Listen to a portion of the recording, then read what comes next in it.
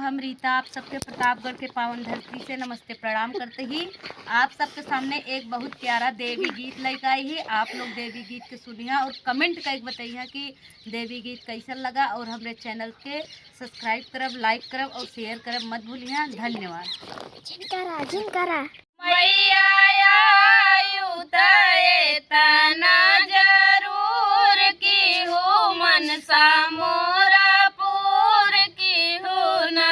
मैया आयु तये तना जरूर की हो मनसा मोरा पूर की हो ना।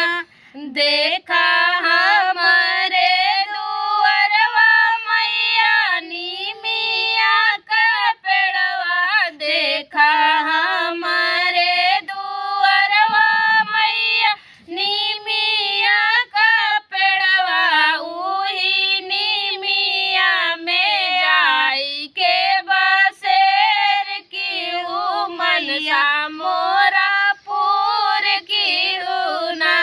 उही नीमिया में जाई के बसेर की हूँ मनसा मोरा पूर की हूँ ना।